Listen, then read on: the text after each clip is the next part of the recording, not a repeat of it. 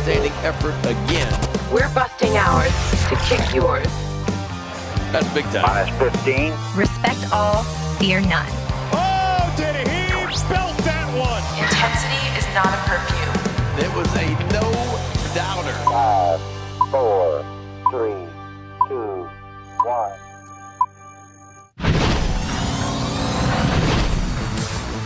We are back in the bird's nest here at Oriole Park at Camden Yards. I'm Brendan Mortensen alongside Annie Klaff, who is no longer intern Annie, just plain Annie. Just Welcome, plain Annie. Andy. Thank you very much. I'm happy to be back. Yeah. Not intern status anymore, so Yeah. let's see if I'm a little bit better than last year. Well, you've dropped the intern status. That's a good Yeah. first start there. I realized listening back to our last podcast that I really made it sound like we had just been canned, because I was talking with Bones on our last show. I meant to say that it was our last show together, like me and Matt Bonaparte, and I really made it sound like it was just our last show. So surprise, we're back. If I made it sound like we got canceled, sorry, that's my bad. But we are back here in the bird's nest, excited to be talking about some Orioles baseball. The first talking point that I have in my notes here is embarrass Annie somehow. As it is your first show, I've really been racking my brain the last few days figuring out I'm pretty nervous. just how I wanted to do this. And I think the conclusion that I came to was just that I would come up with it on the spot. Because when I've hosted shows with Brett Hollander and Melanie Newman, I've always tried to have my first question for them be something that just really throws them off. And God. it's just completely random that I come up with off the top of my head. I believe my question for Brett was his favorite cricket team. I think for Melanie it was what Nicolas Cage was going to steal in the next National Treasure movie. So Annie, my question for you is, ranking from least favorite to favorite, who are your favorite Teletubbies? Okay, well, There is a correct answer, by the way. really? Yes. Okay. I know for sure there is a correct answer. Well, I can try and jog my memory on Teletubbies a little bit. I know Yeah. there's 4. Sure. There's Poe. That's good. That is more Lala. Teletubbies than I could name. You are already doing way better than me. Well, those are the 2. I think it's red and yellow, and then there's Tinky Winky. There we go. Yeah, that's solid. I think that one's first. Yeah, the correct answer was actually that any list that has the least favorite as the creepy baby in the sun. You would count that as a Teletubby? No, but that has to work its way in because that is the scariest thing I've ever seen in my life. Well, I must say I would never have expected to get this question on my first And that's podcast, not as an intern. that's the magic of the bird's nest. We're throwing a whole bunch of stuff at you. But we do have a lot of Orioles baseball to talk about, so let's get to that. I do appreciate those rankings. That was important stuff to get to. The Orioles are down in New York facing off against the Yankees. Things got a little chippy yesterday. Jordan Westburg injured in the first inning. We're not going to talk too much about that. He's got a left hip contusion. He doesn't need your grandma's 78-year-old hip replacement. He's day-to-day. He'll be back at some point. Brandon Hyde said he's pretty sore right now. So we're not going to get into the Westburg injury. Mm-hmm. They'll figure it out over the next few days, probably a lot of Ramon Arias. But then we saw Aaron Judge get hit in the hand. Gleyber Torres gets hit in the hand. Gunnar Henderson got a pitch up and in. This might be a chippy series. Yeah, it's kind of what you expected, too, out of the 2 top teams in the American League. So Yeah. it wasn't, neither team was going to go down easy. It was not the best start for the O's in this series, but kind of what you expected out of the top 2 teams in the league to have it be kind of chippy. Yeah, I mean, look, obviously you don't want to see anybody throwing at anybody. Mm-hmm. Hopefully that part of the competitive nature of the series goes by the wayside a little bit over the next 2 games, but we knew it was going to have a competitive playoff type atmosphere. And even for late June, this is, as you mentioned, the Yankees had the best record in all of baseball. The Orioles entered that series just a game and a half behind. They're now 2.5 games behind, so they can't take over the lead in the division with 2 wins here in the remainder of the series. But it's going to be a highly, highly competitive next 2 games. Tonight, you've got Cade Povich going against the return of Garrett Cole, so that's going to be an exciting matchup there. But this is what we have seen from the Orioles in June. And we just saw it this past weekend at Camden Yards in the Phillies series. I think the game Friday night was probably the best environment for baseball I had seen here, at least since the playoffs. That is probably in my years here. I think it is the Rangers playoff series and that game against the Phillies in the middle of June, which is special. It was a lot of fun. It was rowdy. It was loud. A night game Friday night. It was a really fun environment to be there, and just to, especially having gone after the rain delay and then come back. An unfortunate loss for the O's at the end of that one, but it really did feel like baseball was back after COVID and everything that it's gone through. Yeah, and that series really lived up to the billing. It came in with, again, the Phillies had the second best record in baseball, the Orioles with the third best record in baseball. The game Friday night was electric with those two plays at the plate between Rojas and Mullins there. Of course, the rain delay, it doesn't help the fans there. A lot of people left that game, unfortunately, understandably so. It was a long rain delay, but incredible game Friday night. And then Grayson Rodriguez lights out on Saturday, and somehow the Orioles shelled Zach Wheeler on Sunday, which was huge. And again, a lot of people have talked about the amount of Phillies fans here, which I thought was cool. That just creates a fun environment for baseball where you have the fans going back and forth. I know there was smack talk going back and forth between Orioles fans, between Phillies fans, with how many Phillies fans were there. But I mean, Grayson Rodriguez said it on Saturday. Having that amount of opposing fans, obviously you would like it to be, 100% Orioles fans, but it was cool. Yeah. It was cool to have that many Phillies fans here. It felt like a really, really competitive series. And it depends on the player, obviously, but for some, it's kind of like a push. I know Grayson Rodriguez said it was actually really fun to have that many Phillies fans in the stands so that he could kind of like prove his worth. And then he obviously did playing on Saturday. So that was amazing. But it also kind of sets a precedent for Orioles fans and baseball fans all across America to kind of be that traveling base. Yeah. And having it be so close between Phillies Stadium and then obviously here, Camden Yards helps too. Yeah, and that's a good point. I mean, if you're getting fired up over the fact that there were a bunch of Phillies fans here, go pack New York. Yeah. Go pack Philly next time, right? That's creating a really, really cool environment for really competitive baseball. And that's what the Orioles have been doing for the entire month of June. The narrative coming into this month was that this was going to be the time where we determined what kind of team the Orioles were. We know what kind of talent they have on paper. Can they get it done in a really grueling stretch against the best teams in baseball? And the answer so far has been a pretty resounding yes. They're 11-6 this month. Took 2 of 3 from the Rays, split 4 with the Blue Jays, a 4-game sweep down in Tampa, 2 of 3 from the Braves, 2 of 3 from the Phillies. We'll see what ends up happening with the Yankees here. But this was a barometer month. It's not over yet. But they have shown that they can go out and beat the best teams in baseball consistently without a lot of off days either. Yeah, one off day in the month of June, and that was Monday, rather. Yeah. And to have that streak against these top teams is really, really impressive. The offense was doing well, defense doing really well, especially against the Phillies. 22-13 against teams above 500. We'll obviously, like you said, see how that goes with the rest of the series against the Yankees. What kind of precedent the Orioles will form after going from the Phillies, losing the first game of the series, and then coming back to win 2. Obviously, that one was at home, but it kind of felt like a little bit of an away atmosphere with how many Phillies fans were in the crowd. Sure. And then obviously in the Bronx, we'll see how it goes for the next 2 games of the series if they can fill that same pattern. Yeah, and again, the end of the month is still a gauntlet. You've got the Yankees, Astros, Guardians, and Rangers to finish out June, but I think looking at this team on paper and given the success that we had seen coming into June, you thought they were World Series contenders. You thought this was one of the best teams in baseball. The record showed you that, but this is just really reinforcing it.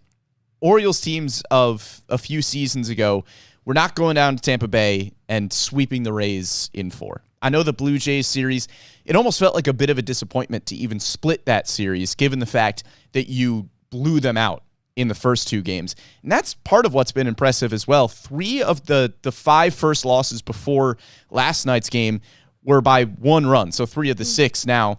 All of them have been within 3 runs. So you're not getting blown out in any game, but you do have victories of 7-2 and 10-1 in Toronto.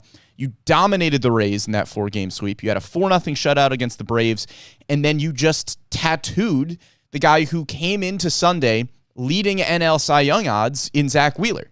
You got 4 home runs off of him, which was the most in his career.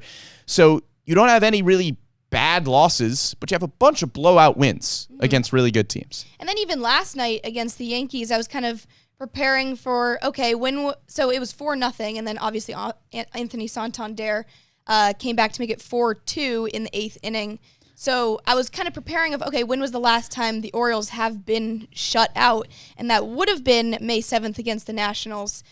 So that whole long month of almost May and halfway through June. Yeah. And like you said, only 3 runs or fewer, the Orioles keeping it that close against these top teams that they've been playing, going to Tropicana Field and taking the entire 4-game series too. Yeah, it's been really impressive. We've seen guys like Anthony Santander. I mean, Santander is having probably the best power month of anybody 100%. in baseball in the month of June.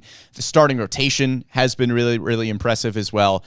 And they are doing this right now in June without John Means and Tyler Wells, and will have to do it going forward without Kyle Bradish, which makes it all the more impressive. Let's get into Bradish, because as elephant in the room. Yeah, as fun as the Phillies series was, as great as it was to see that type of competitive level baseball, of course the damper on it is that Kyle Bradish is once again headed to the 15-day injured list with a UCL sprain. He left Friday night's game after the 5th inning with elbow soreness. He was kind of cruising in that game. Comes out after 75 pitches. He had the highest velocity numbers of, I believe, his career in the first inning. He was getting up to 98, 99 pretty consistently there in the first inning. I think he was amped up for that kind of baseball. But it is a bummer on its own that it is a UCL injury. It makes it worse knowing the background that back in January, he was diagnosed with a UCL sprain as well, received a PRP injection, started the season on the injured list. We didn't see him until May. And you thought and you hoped that the PRP injection would be enough to stave off some sort of major injury to the UCL, because a UCL injury, we saw it with Means and we saw it with Wells, that doesn't tend to be a great one. We do not know what the end game is here for Kyle Bradish. A decision is still being made as to whether or not he will end up having surgery, or if he is going to try to rehab this thing again, and maybe we see him towards the end of the season somewhere. We're not going to speculate as to which one of those scenarios is more likely. All we know is that for right now, the Orioles are going to be without a really, really good starting pitcher. Bradish made 8 starts since we saw him back in May, and I think you could argue that he looked even better than a season ago where he finished 4th in American League Cy Young voting. Well, this time last season, okay, we'll take it from April 30th to June 14th, so that's 9 starts, not 8. But he was 5-4, 48.6 innings pitched, and a 4.56 ERA in that time frame. This season, though, with 8 starts, he's got 2.75 ERA, so he is doing a lot better than when he was last year before the PRP injection. And for those who don't know what PRP injection, because I didn't recently, but I looked it up, and it is when you draw blood and then they process it, separate it into 3 different, your white blood cells, red blood cells, and platelets, and then send it back into that injured site, which I think is really cool because it's not invasive. It's just a needle. Basically, it's an hour-long procedure, and that's obviously what the route would be wanted for someone who is experiencing elbow soreness and a UCL sprain especially. But when you do have that in January and then coming back to now, it's almost not expected that you'll have issues, especially when you're throwing at that velocity, but also kind of feared that it will come back. Yeah, the PRP injection is not really a long-term fix. It is a solution where you're hoping it's going to make things better to the point where you can rehab and you can kind of have the elbow just get back to normal without requiring any sort of surgery. The PRP injection is just kind of helping that process along. And Bradish got to the point in May where he felt good. Obviously, the elbow felt strong enough for him to go out there. And for 8 weeks, he went out there every fifth day and looked awesome. I mean, it's a 2.75 ERA, over 12 Ks per nine, whip just over 1,000. And with Bradish, Corbin Burnes, and Grayson Rodriguez, the Orioles had, I think you could argue, the best top three in baseball. It's probably looking at either the Orioles or the Phillies with Zach Wheeler, Aaron Nola, and Ranger Suarez. It is one of, if not the best, top threes in all of baseball. And losing Bradish is obviously going to be a huge blow. Again, we don't know if it is going to be the Tyler Wells, John Means route with a season-ending surgery, or if it is going to be a Dean Kramer, Grayson Rodriguez route where he's out, a few weeks, make some rehab assignments here and there, or it really just could be the same sort of recovery process that he had at the beginning of the season, where we didn't see him in spring training. He was working his way back up, made a few rehab starts, and then there he was in May. Maybe we could be looking at a timeline for September. But the fact that it is the second injury to the UCL, the fact that we heard guys like Austin Hayes saying that he was going to, say a lot of prayers, guys like Brian Baker were getting really visibly emotional talking about these type of pitcher injuries, doesn't make you feel awesome about the potential prognosis going forward. But again, don't want to speculate. For right now, they've got to figure out what this rotation looks like without one of the best pitchers in the American League. And also back to what you said about, you had Bradish, Corbin Burnes, and Grayson Rodriguez. Burnes and Rodriguez and Bradish, those could easily be aces on any other team, and any other team would love to have them as their ace. So it was almost to a point too good to be true to have them three. And when past seasons, they've been really lucky to not have this many injuries. Yeah. And then this season has kind of been a little bit of a downfall. Yeah.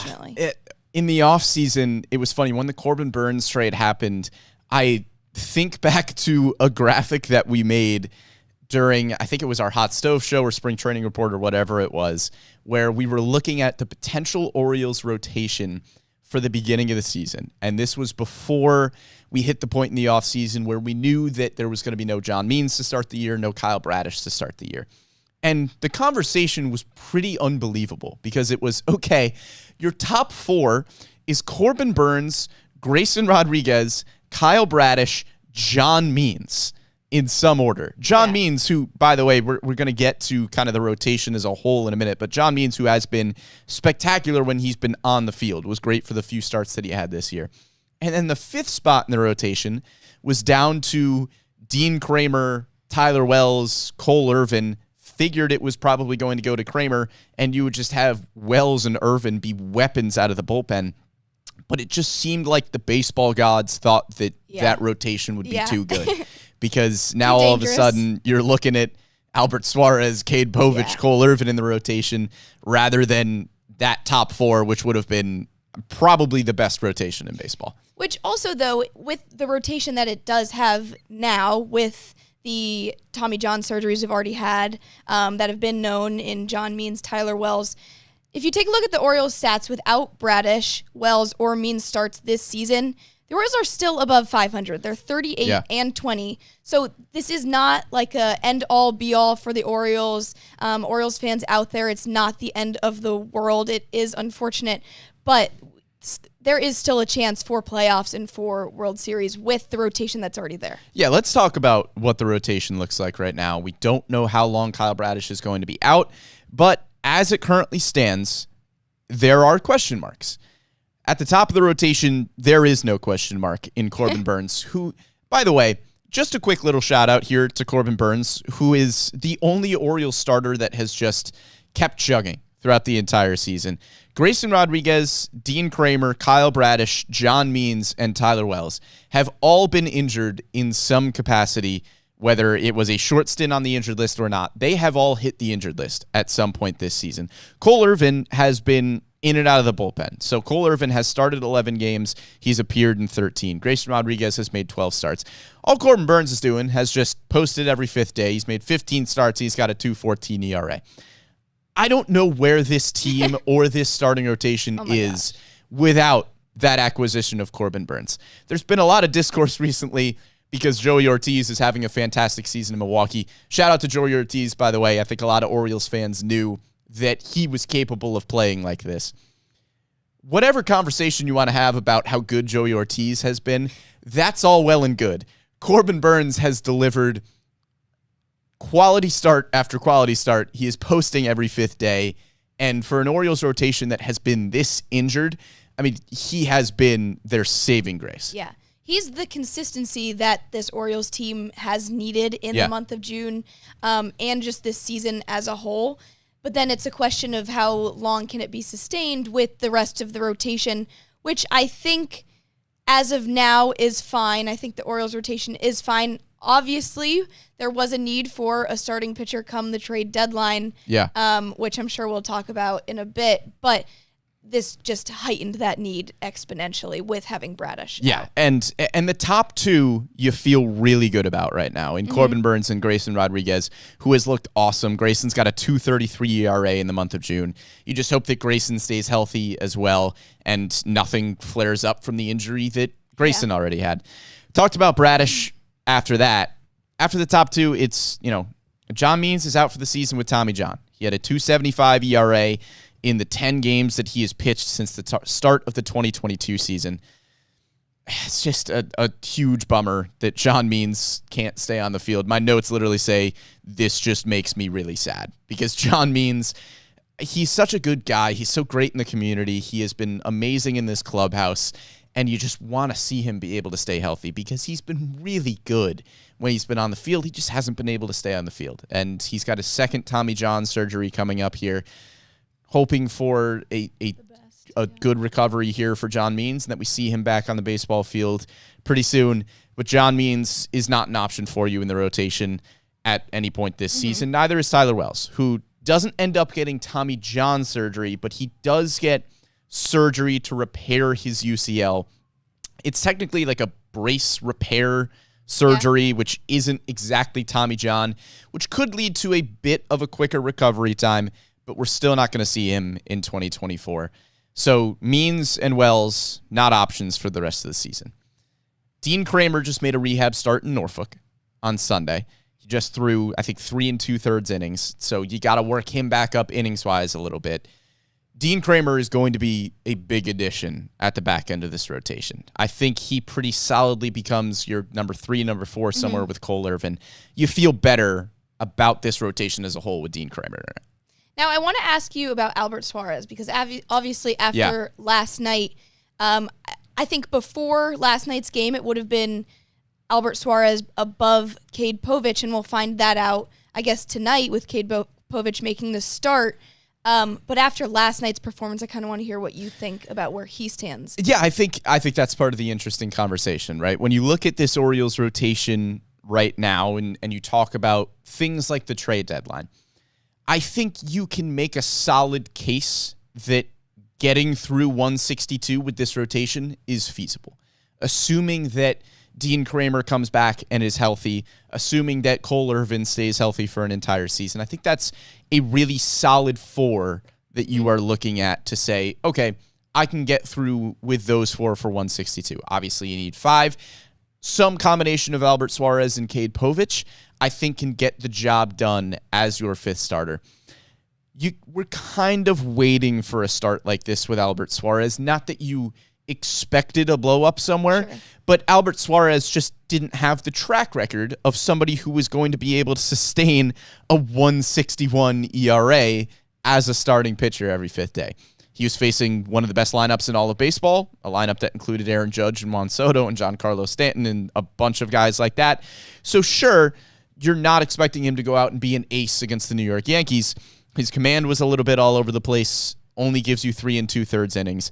That's been the case with Suarez through a lot of his starts, where he's not going to work deep into games. He hasn't gone deeper than 5 2/3 innings in a start this season. Albert Suarez, I think, probably in an ideal world, profiles more as a reliever. And if Cade Povich can keep giving you solid starts, Kyle Bradish's injury, I think, has, unfortunately opened the door for Cade Povich. I guess, fortunately for him, if you're trying to see what you've got in him there, obviously don't want anybody to get hurt, but we now have a chance to see what Cade Povich has.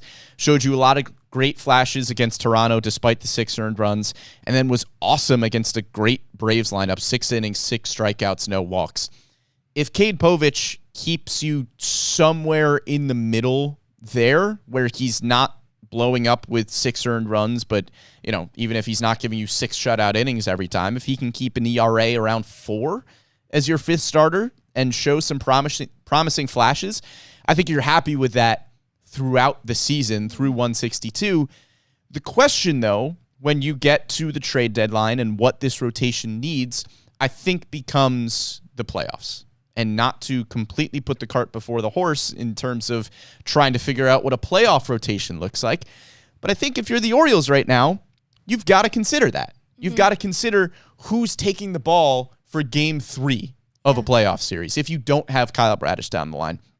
I think that is the more interesting aspect of this rotation conversation right now. Yeah, and also not even just the playoffs, but into the next season, because lots of free agents on the table here. Yeah. And you kind of want, if you're the Orioles, when it comes to the trade deadline, you want someone that you can have some control over. And it's also a matter of if they're going to be cheap enough, but the Orioles can obviously withhold a little bit more of an expensive player. Sure. So it's whether do you want someone who's going to be a bit cheaper, a more depth player that can help you get to the playoffs, not necessarily be on the playoff roster, but will just help you get there and then see how far you can get into the playoffs. Or trade for a guy that's more expensive that can act as a replacement for Kyle Bradish as a top guy. Yeah, the 2 names that have really been thrown out at the trade deadline. I'm sure we're going to talk about this more as the trade deadline approaches, but 2 lefties in Garrett Crochet and Jesus Luzardo. 2 guys that would have 2 more years of team control after this season. That being said, they'd also be expensive because Garrett Crochet right now, I think, is making $800,000 in arbitration. So not only are you acquiring a pitcher who has multiple years of team control, he's just an ARB1 right now, but he's also pretty cheap contract-wise, which is also really valuable for a team like the Orioles. So would you look to somebody like Crochet, even though his price point might be a little bit higher, than somebody like Jesus Luzardo, who's making more money this year? But I think if you're the Orioles, this Bradish injury does absolutely change your calculus at the trade deadline. I think before this Bradish injury, I probably would have said, okay, you can go into the playoffs with a 3, maybe a 4-man rotation, but a 3-man great rotation of Corbin Burns, Grayson Rodriguez, Kyle Bradish. And then if you need somebody to take the ball in a game 4 where maybe Burns doesn't have enough rest, then you could look to somebody like Dean Kramer, like Cole Irvin. One of those guys could even be a 3-inning opener in a game 4 of a playoff series if Burns isn't able to go again the next time around. But not a big enough need where I would say, hey, go get a starter at the trade deadline. I think before the Bradish injury, I probably would have leaned towards getting a bullpen piece because the injuries haven't just been to the Orioles starting rotation right now. I know they've had a trickle-down effect in the bullpen, but got Danny Coulombe on the 15-day injured list right now. One of the most important relievers in this Orioles bullpen. He's on the injured list with an elbow injury as well. We did get to talk to him in the clubhouse, and he kind of jokingly said, it's not the elbow injury you think it is. So Danny Coulombe hopefully should be back in a timely fashion. But I think you could make an argument, too, that the Orioles could look at both a starter and a reliever at the deadline. And we saw last year, obviously, when the Orioles got Jack Flaherty, that they were trying to go for more of a depth rotation starting pitcher. And then, obviously, it didn't work out as well as it had been planned. So, and then you also we have so much time until the trade deadline actually approaches. Yeah. So you don't know what top players will still be on the table by then. So it's kind of a toss-up, and we'll have to keep a closer eye on it as we get closer. Yeah, and you don't know what things are going to continue to change the calculus, right? The trade deadline has been so much more interesting over the last few seasons because, A, it's later, and B, with the new playoff format, you now have a bunch more teams that feel like they are still in the hunt for the playoffs. In years past, without the expanded wildcard format, you would have teams hovering around 500 or just below 500 that are in sell mode because they're not going to sniff a wild card berth. But now, I mean, you could even look within the division in the AL East. The Blue Jays are 3 games below 500. Are they even going to be sellers at the trade deadline? Yeah. The Tigers are just 6.5 games out of a playoff spot, out of a wild card spot. Are they going to trade somebody like Jack Flaherty? The Astros are 7 games below 500, but they're still feasibly within reach of that final wild card spot. So you don't really know what teams around baseball are actually going to be sellers at the deadline. It's kind of funny that we mentioned Crochet and Jesus Luzardo. The White Sox and Marlins are they're going to be sellers. They are out That's of a it. given. Even the expanded wild card format, they're not reaching that. So Luzardo and Crochet, 2 names that have been tossed out for pretty obvious reasons, but it's also possible that as we get closer to the trade deadline, more teams are going to look at it and say, okay, we gave it as long as we could. Yeah, we're not making the playoffs. Let's sell. Yeah, and there's also a couple players in the running that do have injuries right now and will probably be a little bit better towards the trade deadline, so those could be in the numbers. But I did want to kind of shift gears a little bit because I saw something online which was very interesting. Someone made a comment where it was, okay, ever since the pitch clock, I've noticed a lot more Tommy John surgeries, and I think that that's a very interesting topic and kind of something to point out that I wanted to get your thoughts on. Yeah, it's a hard conversation without knowing exactly what is going into pitcher injuries. I think there's a lot of things that you can look at. Obviously, at the big league level, there are more pitchers sustaining elbow injuries that we have seen in years past. You want to look at the guys that are top 10 in velocity in the majors. I think 9 of them have been out at some point this year with an injury. Pitchers are starting to throw a lot harder from a much younger age. I think you can start with it at the high school level. I think, the pitch clock certainly could have something to do with it in terms of speeding pitchers up a little bit. Their process is different. You eliminated a grip on the baseball with the whole sticky stuff crackdown. I think that has something to do with it. The fact that you now have to grip the baseball harder on your... I don't know. I don't want to speculate as to what the reason is for all of these injuries, but the fact of the matter is that this is kind of the state of baseball right now. Brandon Hyde has talked about it before where, you expect, you don't want these injuries to happen, but you have to go into the season kind of expecting that these pitcher injuries are going to happen. The Orioles have been really lucky over the last few years in terms of injuries. They have not really had, outside of John Means, huge injuries to their rotation, certainly not like we've seen this season. And it's funny, again, thinking back to how we were talking about the Orioles starting rotation in the offseason when it was, wow, Tyler Wells and Cole Irvin might start the season in the bullpen because that's how stacked this Orioles starting rotation right now. It almost feels overcrowded with Burns and Rodriguez, Means, Bradish, Kramer, Irvin, Wells. We weren't even talking about Cade Povich at that point, or certainly not Albert Suarez. And Mike Elias was just kind of like, well, you're not going to use 5 starting pitchers in a season. You're going to have to use 7, 8, 9 guys throughout the year to make starts every 5th day.